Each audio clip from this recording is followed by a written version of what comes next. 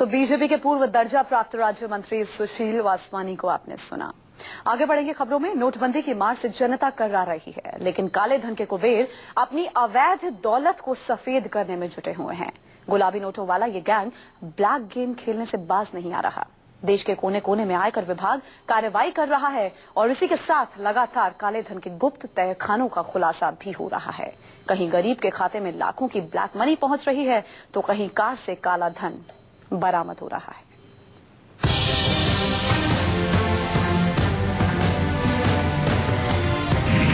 नोटबंदी के 43 दिन बीत चुके हैं, लेकिन काले धन के कुबेरों का खजाना अब तक खाली नहीं हुआ है। ब्लैक मनी के बादशाहों के खिलाफ देश के कोने कोने में ताबड़तोड़ सर्जिकल स्ट्राइक हो रही है, जिसमें ब्लैक मनी के गुप्त तहखानों का खुलासा हो रहा है। अब तक करोड़ों का काला धन बरामद हो चुका है, लेकिन जैसे जैसे कार्रवाई आगे बढ़ रही है, ये आंकड़ा लगातार बढ़ता जा रहा है। 1000 और 500 की कुल 6 गड्डियां, सभी नोट पुराने हैं, लेकिन आप ये सुनकर हैरान रह जाएंगे कि ये नोट गंगा की धारा में मिले। नोटों के ब्लैक गेम की ये कहानी धर्म नगरी हरिद्वार की है। ये है अरविंद प्रसाद। अरविंद गंगा में वो सिक्के और सामान ढूंढते हैं जो श्रद्धालु मां गंगा को अर्पित करके चले जाते हैं। 19 दिसंबर को अरविंद यही काम कर रहे थे। इसी दौरान उन्हें एक थैली मिली। जब खोला तो दंग रह गए। गट्ठर में ईंट थे और उसी के साथ करीब 4.5 लाख के पुराने नोट। तो मैं सिक्के हम लोग को मिलते हैं, तो यही सब मैं ढूंढने के लिए चला गया। तो वहाँ पे जो ना एक कपड़े में जो है ईटा भी था उसमें और पैसे भी थे। 550 के 1000 का नोट थे। नोट मिलने की जानकारी अरविंद ने अपने साथियों को दी। बाद में नोटों का बंडल लेकर घर पहुंच गया। नोटों की धूप में खूब सिकाई की। नोट सूखे तो जनाब ने कुछ पैसे खर्च कर दिए, कुछ दोस्तों को उधार बांट दिए, लेकिन तब तक ये खबर पुलिस तक पहुंच चुकी थी।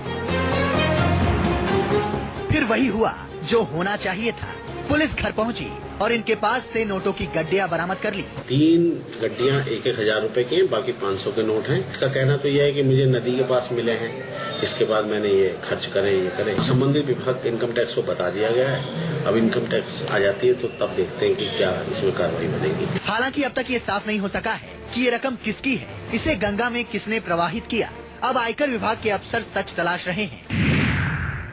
उत्तराखंड के उधम सिंह नगर में गुलाबी नोटों की 5 सीलबंद गड्डियां बरामद हुई हैं। खटीमा का रहने वाला महेंद्र अपनी स्विफ्ट डिजायर में जा रहे थे। पुलिस ने चेकिंग की तो कार से 9 लाख के नई गुलाबी नोटों की गड्डी मिली। पुलिस ने कैश के बारे में पूछताछ की तो महेंद्र कोई वाजिब जवाब नहीं दे पाया, लिहाजा उसे गिरफ्तार कर लिया गया। आरोपी महेंद्र प्रॉपर्टी डीलिंग का काम करता है। वो ईंट का भट्टा भी चलाता है। पुलिस ने अब महेंद्र को नकदी के साथ आयकर विभाग के हवाले कर दिया है। नोटबंदी के बाद से नकली नोटों का काला धंधा भी चरम पर है। उधर बाजार में नए नोट आए नहीं कि नोटों के नटवर लालों ने जाली नोटों की छपाई शुरू कर दी।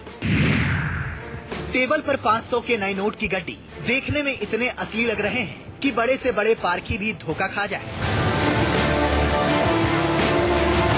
लेकिन असल में ये नोट नकली है। ग्वालियर में इन्हीं जाली नोटों के साथ 2 जालसाज सलाखों के पीछे पहुंच चुके हैं। हजारी इलाके में पान की दुकान पर एक आरोपी 500 का नकली नोट चला रहा था। तभी दुकानदार ने पकड़कर उसे पुलिस के हवाले कर दिया।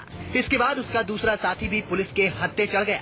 इनके पास से 13,000 के जाली करेंसी बरामद हुई है। सूचना प्राप्त होने पर थाने द्वारा तस्दीक कराई गई।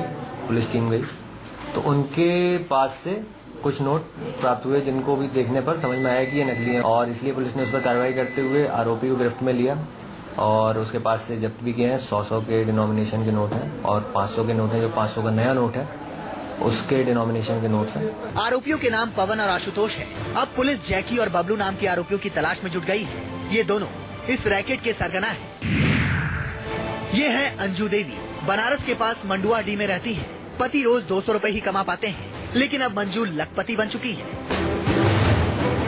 जी हाँ, अंजू के खाते में रातों रात 81 लाख रुपए आ गए। पैसा निकालने गए तो वहाँ पर पैसा निकाल लिए तो हम पूछे कि इसमें कितना पैसा बचा है हमारा, तो बोल रहे हैं कि आपके खाते में पासबुक पर इतना पैसा बता रहा है, खाते में इतना पैसा बता रहे हैं। 86 लाख। अंजू एटीएम से पैसे निकालने गई थी। 2,500 निकाल भी लिए थे, लेकिन जब खाते का स्टेटमेंट देखा तो चक्कर आने लगा।